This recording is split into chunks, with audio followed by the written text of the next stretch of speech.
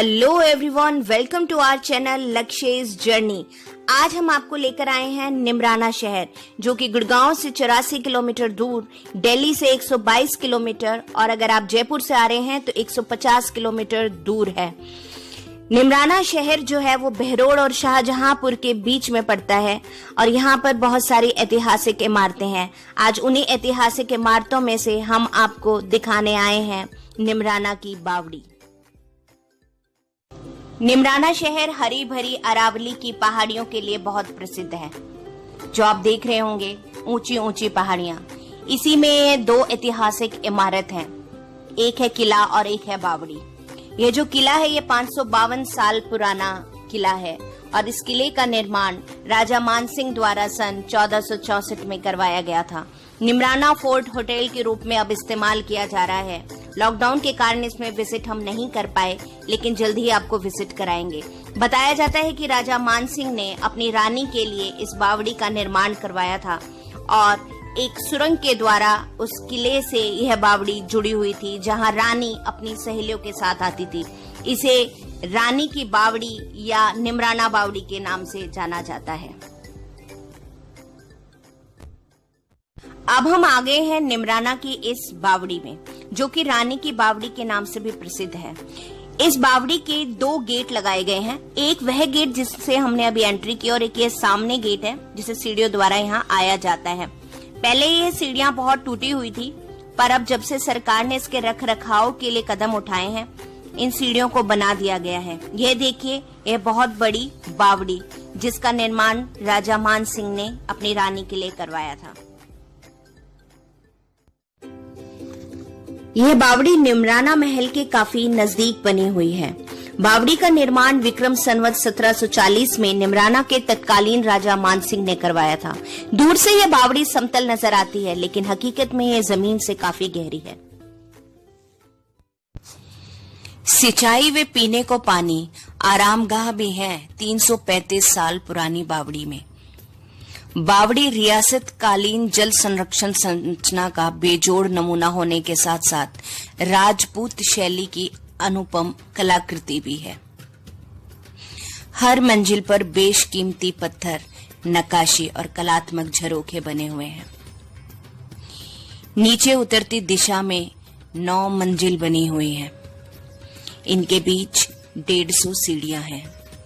हर मंजिल एक दूसरे से इस तरह जुड़ी है कि कहीं से भी आ जा सकते हैं। इस बावड़ी को देखने के लिए दूर दूर से लोग आते हैं। हम आपको लेकर जा रहे हैं सीढ़ियों से नीचे की तरफ। नीचे की तरफ आते आते इस बावड़ी में तापमान में गिरावट शुरू हो जाती है। दूर से यह बावड़ी बहुत ही समतल नजर आ रही थी, लेकिन हकीकत में यह जमीन से 250 फीट गहरी है। ऊपर से बावड़ी जितनी बड़ी दिखाई दे रही थी, अंदर आने पर ऐसा लग रहा था जैसे इसका आकार बहुत ही छोटा हो गया है। जब ऊपर नजर उठाकर देखी तो बहुत सारी मंजिलें दिखाई दे रही थी। बताया जाता है कि आसपास के मलबे के टुकड़ों से और कूड़े से इसके नीचे की कुछ मंजिलें इसी मलबे में दब गई हैं। नीचे उतरती दिशा में 9 मंजिल बनी हुई है यह बावड़ी। हर मंजिल एक दूसरे से इस तरह जुड़ी है कि पहले कहीं भी आ जा सकते थे, परंतु अब ये टूट फूट होने के कारण यह संभव नहीं है। सरकार द्वारा इसके रखरखाव के लिए अब प्रयत्न किए जा रहे हैं और इसकी टूट फूट को वह ठीक कर रहे हैं। अब मैं आपको चलिए दिखाती हूँ बावड़ी का ऊपर से व्यू। यह सबसे ऊपर वाली मंजिल है। यहां से हमने ये दिखाने की कोशिश की है कि आप इस बावड़ी की गहराई को ऊपर से देख सकें। ये काफी रिस्की भी था, पर आपको बावड़ी का व्यू भी दिखाना बहुत जरूरी था। देखिए कितनी गहरी है। इस बावड़ी में नीचे काफी कूड़ा है और बहुत अधिक चमगादड़ भी हैं। बहुत तेज दुर्गंध भी आ रही थी यहाँ। बहुत सारे तोते भी देखे हमने। काफी ऊंची थी ये बावड़ी। देखिए सामने रास्ता जहां से हमने एंट्री की थी। ऐसी ही जगह पूरी बावड़ी में हर जगह बनी हुई है। कहा जाता है कि सेना का एक एक आदमी पहरे के लिए यहाँ खड़ा होता था। देखिए, सारी बावड़ी में वही जगह बनी हुई है जहां कहा जाता है कि सेना के सिपाही खड़े होते थे। अब थोड़ा आगे की तरफ चल के हम फिर से आपको यहीं पीछे का व्यू एक बार और दिखा देते हैं। यहाँ बताया जाता है कि नीचे एक गुफा भी होती थी, लेकिन अब उसे बंद कर दिया गया है।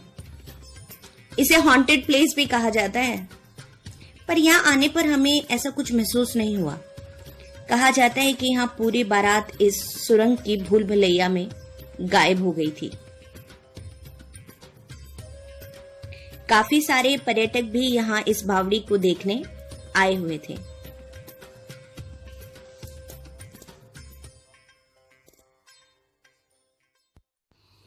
ये अब हम बावड़ी की छत पर आ गए हैं। यहाँ देखकर ऐसा लगता है जैसे बावड़ी 3 हिस्सों में बटी हुई है। हर मंजिल पर बेशकीमती पत्थर और कलात्मक झरोखे बने हैं।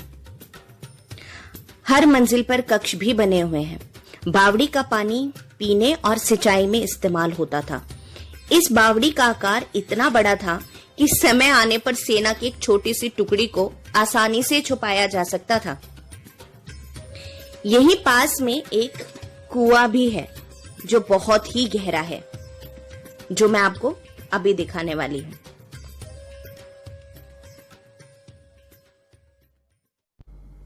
यही वह कुआं है जो बावड़ी के नजदीक स्थित है।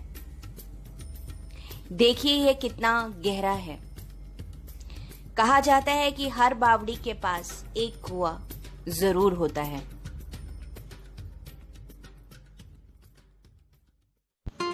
खुशी की बात यह है कि निमराना की ऐतिहासिक बावड़ी अब राष्ट्रीय महत्व के स्मारकों में शामिल होगी। पर मैंने यहाँ देखा कि आने वाले कुछ पर्यटक दीवारों पर अपने प्यार का इजहार करते हुए कुछ भी लिख जाते हैं या खाने पीने की चीजों को बहुत ही बुरे तरीके से बावड़ी में फेंक देते हैं, जिससे उसकी सुंदरता को क्षति पहुंचती है। मैं आप सभी से दरख्वास्त करती हूँ कि ऐतिहासिक इमारतों से हमारे विश्वास, गर्व और भावनाएं जुड़ी हुई हैं। इसकी सुंदरता को जो इतने वर्षों बाद भी बनी हुई है, उसे नष्ट मत कीजिए। गर्व है हमें अपने पूर्वजों पर, जिन्होंने ऐसे निर्माण कराए जो आज भी बनाने मुश्किल है। इस बावड़ी का संरक्षण सरकार और हमारा दोनों का फर्ज है। उम्मीद करती हूँ कि आप सभी को हमारी ये एक और कोशिश जरूर पसंद आई होगी। तो मिलते हैं अपनी नेक्स्ट वीडियो में। तब तक के लिए धन्यवाद।